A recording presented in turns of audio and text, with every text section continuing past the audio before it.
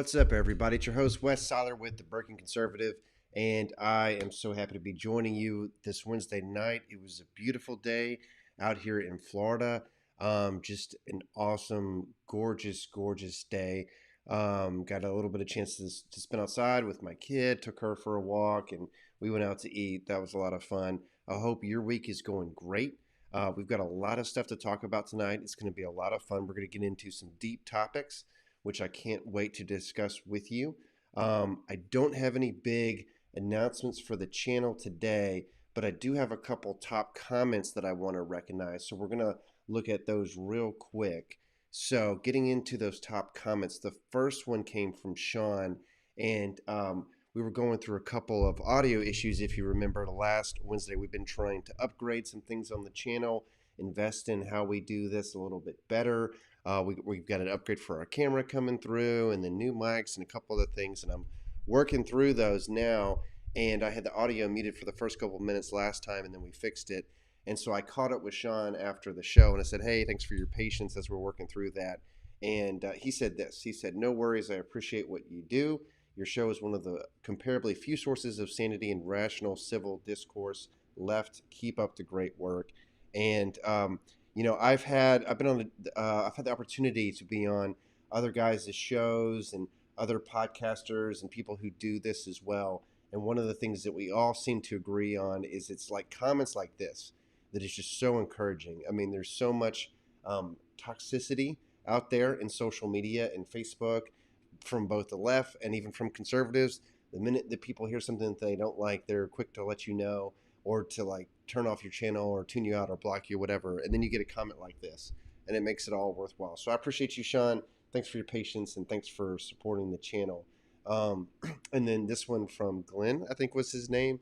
And he said he's from Montana. He said, I'm a Kirkian conservative, so that makes me a Burkean conservative. And I couldn't agree more. He's talking about Russell Kirk. I actually have a couple of Russell Kirk's books here. So he's calling himself a Kirkian conservative, meaning he follows Russell Kirk.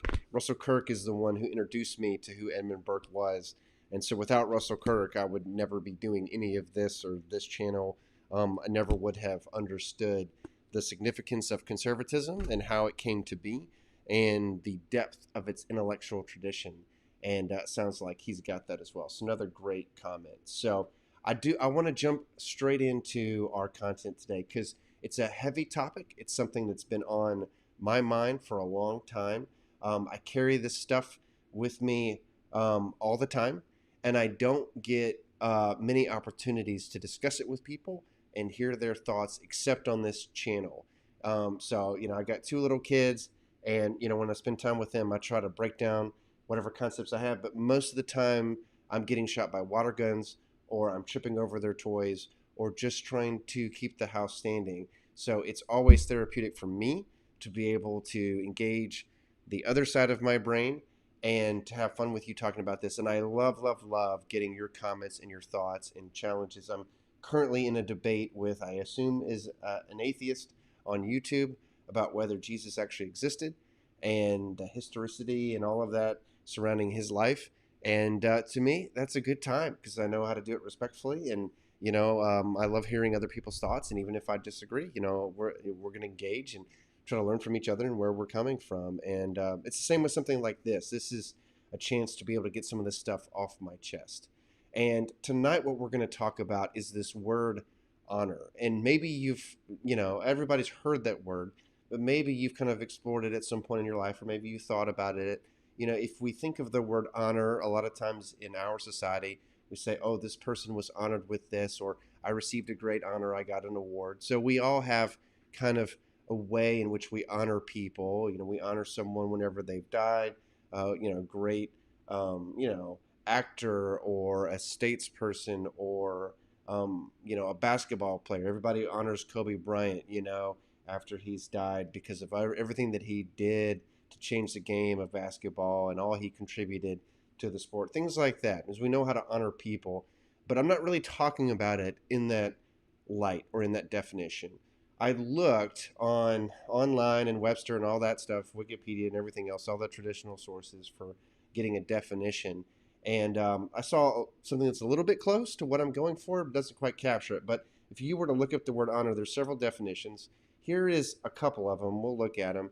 One is a definition that says that it's an adherence to a code of conduct, and two, that it would be a fulfillment of an obligation. And I guess that's kind of what I'm going for, but there's more to it than that, even for me. And I want to kind of go past these short definitions and get into a topic here for the next few minutes that I think is very helpful to my life and maybe can be helpful to yours.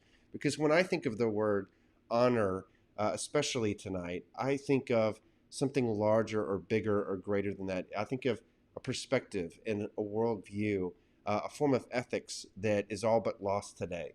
I defined it this way: honor would be the voluntary submission of one's will to a great or noble cause. It's essentially making a choice, and it has to be a choice because otherwise it's illegitimate. Otherwise, it's slavery or dictatorship or tyranny. It has to be a choice, but once that choice is made and you voluntarily submit yourself, it has to be to something greater. Obviously, if you destroy yourself, if you subordinate yourself to something that's horrible, then it's essentially manipulation. You're being misled or you're underselling yourself. But if you discover something that gives back to you, that fulfills you, that brings value to your life, that causes you to be greater or better, and you submit to it, then there's a sense of honor there. All of a sudden, you have tapped into something that you want to bring value to and that brings value back to you, but that also changes you in important ways, hence the submission of your will. That's what I mean by honor. And I've got some fun ways to explain this I think that you'll enjoy. But let me explain it as best I can here first, then we'll get to those ways. Just kind of laying it out. It implies something that we don't really encounter today in America, and I think that's why it's so necessary. It implies that there's a cause greater than our individual will.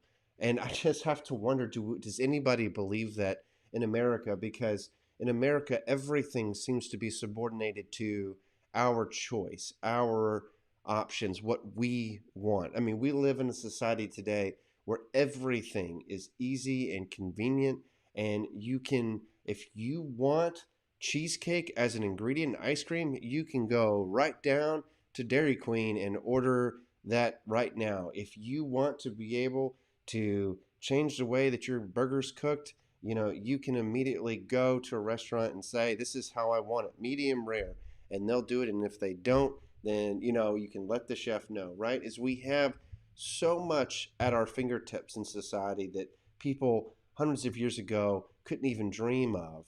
And it's all trying in our society to adhere itself to our whim.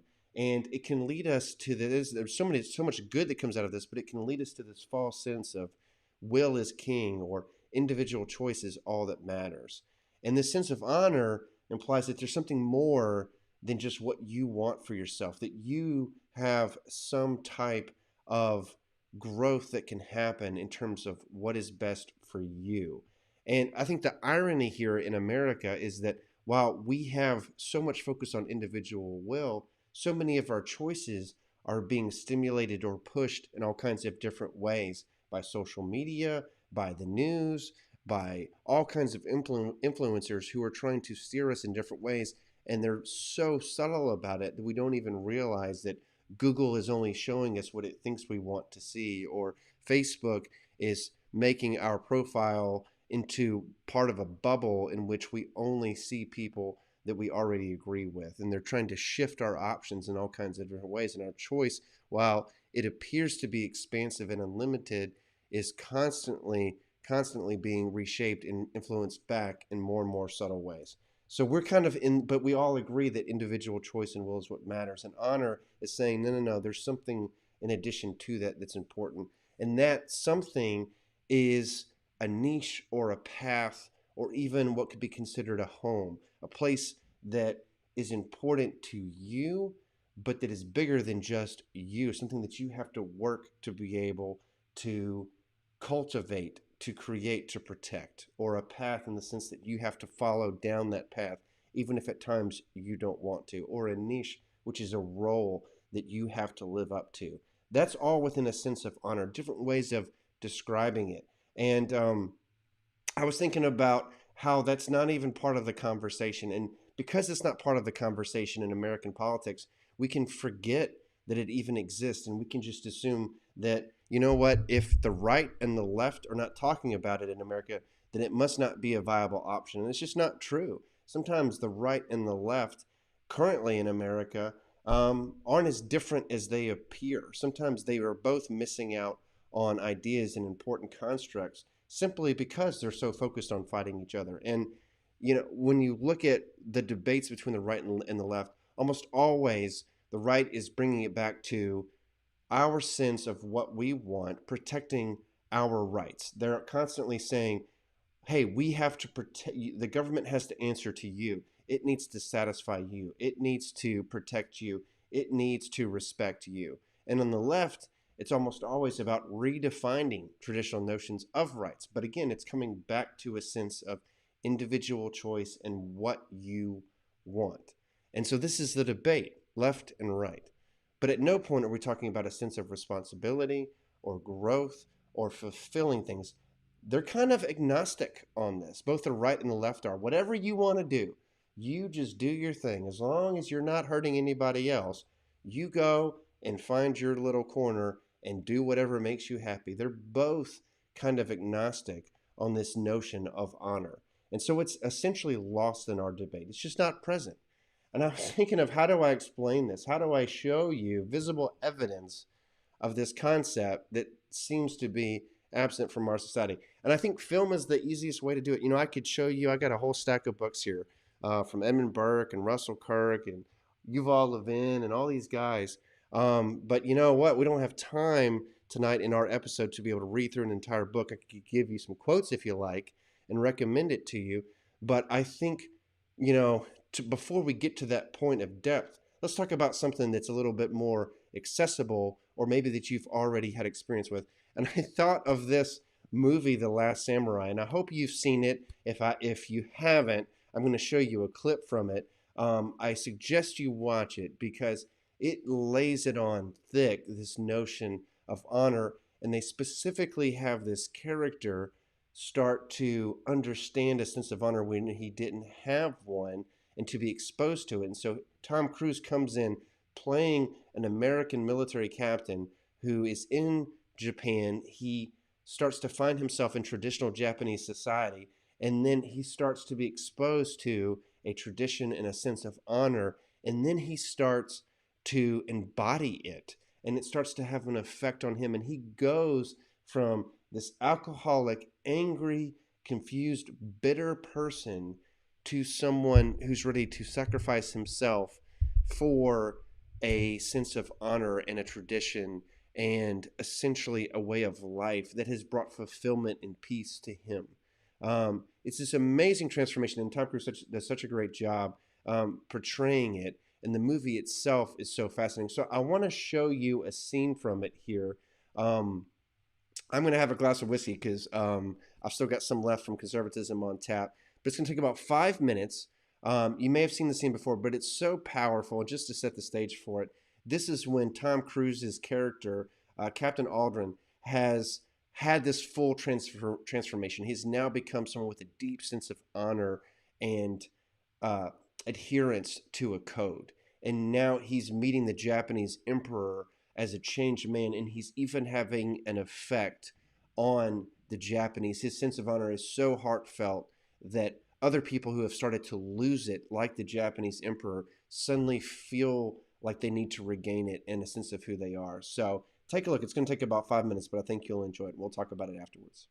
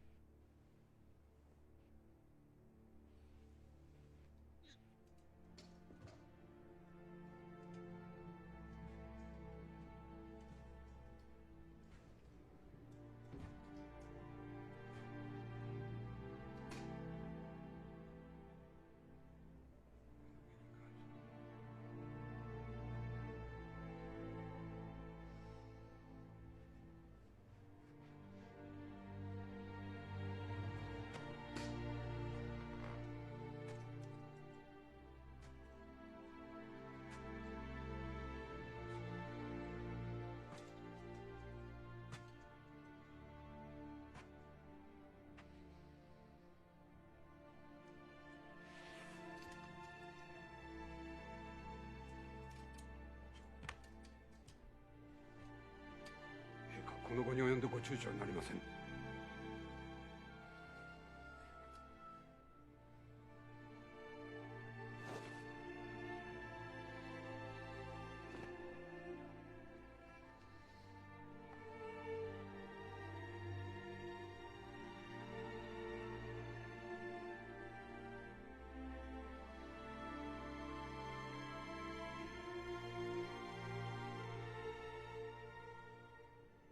This is Katsumoto's sword.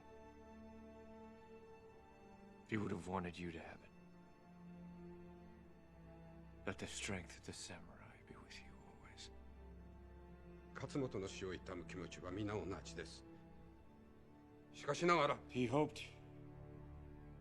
with his last breath, that you would remember the ancestors who held this sword.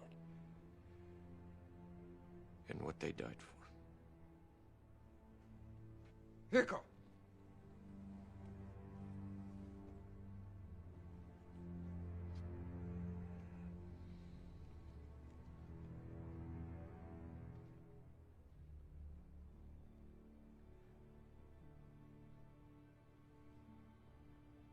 You were with him at the end?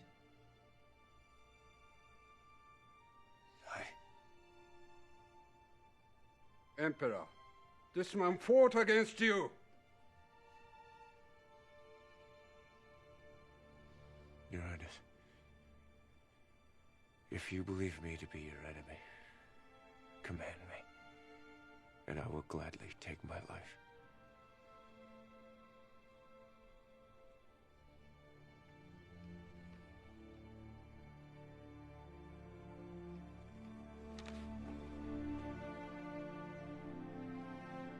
I have dreamed of a unified Japan, of a country strong and independent and modern.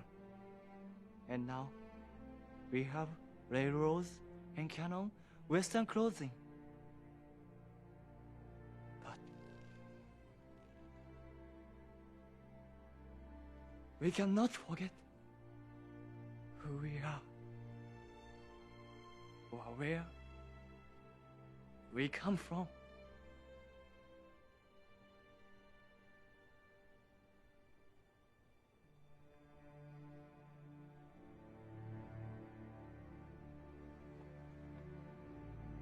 Ambassador Swanbeck, I have concluded that the treaty is not in the best interest of my people. Sir, if I may... So sorry, but you may not. This is an outrage!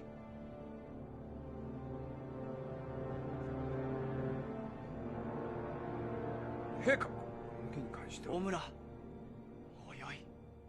十分だ。私は国家のために全てを投げ打ってきたつもりです。それが誠であれば、お前の資産は没収し、民に分け与える。陛下、屈辱を賜りなさる。その屈辱に耐えられんなら、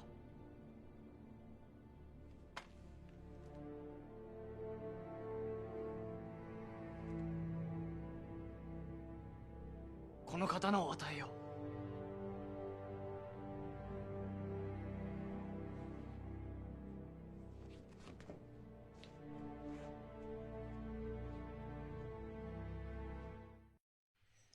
Side note: I just noticed watching it this time the little guy, the assistant of the diplomat, who still bows at the emperor even after they've already insulted him and yelled at him in broken tradition and stuff. But yeah, what an amazing scene! I love that scene. I love that movie because it kind of explains this sense of honor as Tom Cruise's character, Captain Aldrin. He now is fully submitted to this culture that wasn't even his, but he's found a sense of peace and harmony in his life and a sense of meaning that's come out of that. And now he wants nothing more than to live up to this tradition and to have some small role for what it's given him. And I love the way that he interacts with his opposition, because in the movie he's actually opposing the emperor and the plans that he has, and ultimately ends up fighting against his army and all of the people, including the guy who owned that sword, are killed except for Tom Cruise. But he has respect for his enemy in the struggle, even if he doesn't agree with their decisions. And how lost is that from our society, from our politics today, when everything is about the ends justifying the means and about opposing the other side, not giving an inch. We're constantly in this squabble where we disrespect, and we expect it back from the other side. And it seems like nobody, left or right, takes a step back and sees the greater picture, sees some value in the struggle, and adheres to a code of conduct that restrains them in terms of how they fight. But that's what you see in this movie. That's what you see with a sense of honor. And we need it. We need to discover honor. And I say that because there are things that are being lost in this constant struggle that we see in American life. I think the Tom Cruise's character in the beginning of the movie is very much a good metaphor for where politics is today in America. And I would love to see us grow into essentially what he is by the end of that movie, which is a person or a people that have a sense of place, that have a sense of purpose, and that have a sense of identity. And I think we're losing all of those things. We hear people talk about secession and the country breaking apart and how they don't know anybody anymore who disagrees in their worldview because they're so pigeonholed. They're such in a bubble that they have no exposure to anybody because social media has done that and limited who they see, and their communities are so homogenous that they don't get any interaction. And we've lost what America means, because America was never that way. America's always been this diverse culture that traded viewpoints, and we fought against ourselves and we fought against the British. We were constantly struggling to be able to make this society work for all the colonies and eventually all the states. And you see people struggling with it. You see massive amounts of depression and homelessness and poverty within a society that otherwise has so much wealth, and it's so difficult to explain unless you think in these terms. So how do we get there? Well, that's a big reason that I like Burke. That's a big reason that we do the channel in the way that we do, is because I believe that he had this sense. It didn't mean that he pulled his punches, but it did mean that he conducted his life with a sense of ethics. And Russell Kirk as well. You know, he studied many people through history leading up to America to say that we did indeed have a sense of honor. We needed to dial into it and hold on to it and fight for it. And I think a lot of times we run over people who don't agree with us, and we try to shout them down or argue with them as opposed to adhering to that construct. And doing that can add something to this debate. So you can see the right and left constantly talking about rights. But in the midst of that, as Burkean conservatives, we can step in and say, what we need to do is to discover our home, to discover our place, to discover a code of conduct that allows us to rise above, in which we don't succumb to nastiness simply because it benefits us politically, that we have a higher path, and that we're not constrained by the endless pursuit of power or wealth. As you see in that movie and in most cultures that have a high sense of honor, is that they don't fear death in the same way that it seems like so many of us do, or run from it, or are in denial of it. It's simply a part of life because this code is bigger than even that. And I would love for America to discover that. I would love for us to be an avenue in this channel to be able to have these discussions about it. And so I thank you for taking part of it. Let me get to a couple comments here. So Megan's been pretty active on here. It's always good to see you, Megan. Thanks for being a follower on the channel, and looking forward to having you on here pretty soon. I'm going to go through your comments here really quickly. So you said that to be a pessimist, some people claim to have honor when they do not live honorably in general. On a broad level, honor equals hypocrisy. Yeah, I mean, that's to me, that people who don't live with a sense of honor aren't actually practicing it. You know, they just appear to do it. Honor is found in these decisions in daily life, in which the code itself is something that infiltrates who you are. It's this notion of communicating with your environment and being a part of it, even as you lead it in certain ways. There's a part in that movie, I could have shown this clip as well, where Tom Cruise first starts to find a sense of peace in what he's doing, and he starts to rediscover nature, and he starts to feel the breeze again, and he starts to understand why the Japanese cook the way that they do, or they learn how to fight with swords even though there's guns available to them. He starts to understand there's a peacefulness to this tradition and a joy in it. And the minute that he starts to do that, he becomes a better fighter. So it's fascinating. That's a sense of honor, is when it actually infiltrates your bones and becomes a part of who you are. And people pretending to do that and not actually doing that. I would say very quickly in the military, there can be a sense of honor, and there can not. And it really comes back to the type of people who serve because they want to serve and they want to make a difference versus someone who just shows up and wants the benefits and, all the things that come with it. A couple other comments that you had here. You hadn't seen the movie. That's all right. No worries. It's a good one. I hope you get a chance to see. But there's other movies too. I mean, you could look at Russell Crowe in Gladiator is another one that deals with themes of honor. There are plenty more. It tends to be more of your conflict movies, but there's others as well we could talk about. Having a sense of pride, you talked about, and belonging to that place and a group of people. Absolutely, yes. And it's a noble pride, right? It's not a saying, oh, we're better than everybody else, but it's finding something beyond your individual will and momentary desires that gives you direction in your life, which is what, Tom Cruise's character has. And he said, well, trying to make it better. Absolutely. I totally agree. So yeah, so that's kind of the pitch tonight. We're about to hit 30 minutes. So thank you guys. I'm looking forward to your comments on this, your questions. How do we start to live by this sense of honor and follow it in our daily lives? How can, and not just in politics, but in society every day? It may not always get the clicks, it may not always get the followers, but it has the sense of meaning that I think that is more important than all of that put together.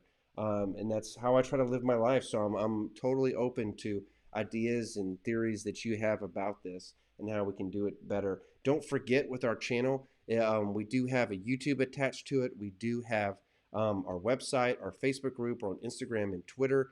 And we're going to be setting up a few new things. One of the things that Sean, who was our commenter at the beginning, had asked me to do was to set up a Patreon. So we're going to do that so that people can support us and the channel and the work that we're doing, help us get a bigger audience, do advertising, that type of thing. So would love to have your support if you're willing to donate a few bucks to the channel. It goes a long way. And just sharing it and letting people know, hey, this is a unique voice out there.